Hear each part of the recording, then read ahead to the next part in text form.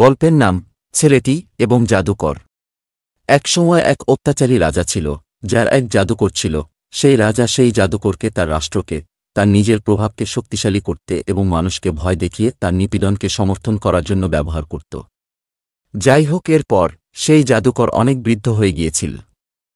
তাই রাজার প্রাসাদে সেই জাদুকরকে তার সমস্ত কাজ থেকে অব্যাহতি দিয়ে তার স্থানে একটি বুদ্ধিমান ছেলের প্রয়োজন ছিল, যাকে আগে সব জাদুগুলি শিখিয়ে দিয়ে তারই সাহায্যে যেন রাজার রাজত্বের প্রভাব বলবৎ থাকে। সেই জাদুকর একজন বুদ্ধিমান ছেলেকে খুঁজে পাওয়ার পর তাকে তার জায়গার জন্য বেছে নিল। এরপর ছেলেটিকে দ্রুত বেগে জাদুগুলো শেখানো শুরু করল। সেই বুদ্ধিমান ছেলেটি প্রতিদিন জাদুকরের কাছে যেত এবং যাবার পথে সে একজন ইসলামী দরবেশকে দেখতে পেল, যার ছিল মহান আল্লাহ তাআলার ব্যাপারে অনেক জ্ঞান। ছেলেটি প্রতিদিন সেই দরবেশের সাথে বসত যখন সে জাদুকরের কাছে যেত। তার ফলে পথে দেরি হয়ে যেত এবং সে তার শাস্তি পেত। বুদ্ধিমান ছেলেটি দুজনের মধ্যে বিভ্রান্ত হয়ে গেল, জাদুকর এবং ধার্মিক দরবেশ। যখন সেই জাদুকর ছিল একজন অবিশ্বাসী, যে মানুষকে নিপীড়ন করার জন্য জাদু ব্যবহার করত, কিন্তু সেই দরবেশ ছিল একজন ধার্মিক ব্যক্তি, যে তার সাথে আল্লাহ তাআলা সম্পর্কে কথা বলত। কিছুদিন পরেই ছেলেটি বুঝতে পারল যে সেই দরবেশ সঠিক ছিল এবং সে আল্লাহ তাআলাকে বিশ্বাস করতে শুরু করল। ছেলেটি ধার্মিক হয়ে উঠল এবং মানুষকে আল্লাহ তাআলার দিকে ডাকতে শুরু করল।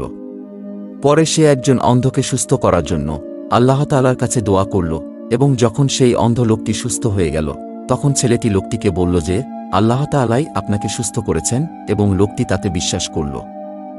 অত্যাচারী রাজাটি সেই ছেলেটির এসময়কার কথা জানতে পেরে তার উপর অনেক রেগে গেল। সে তার সৈন্যদের আদেশ দিল যে সেই দরবেশকে দুই ভাগে ভাগ করে কেটে হত্যা করতে। যখন তা ঘটল, তখন সে রাজা ভেবেছিল তা দেখে ছেলেটি অনেক ভয় পাবে, কিন্তু ছেলেটি ধৈর্য ধরে স্থির থাকল।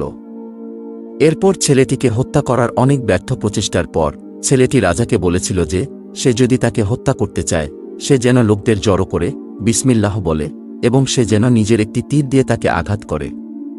সে যখন তা করল, তখন ছেলেটির হত্যা হয়ে গেল।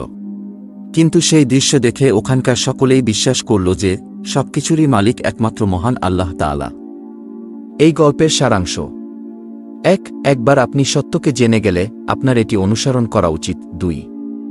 আপনার সঠিক আমলের মাধ্যমে মানুষকে আল্লাহ তাআলার পথে পরিচালিত করুন। 3.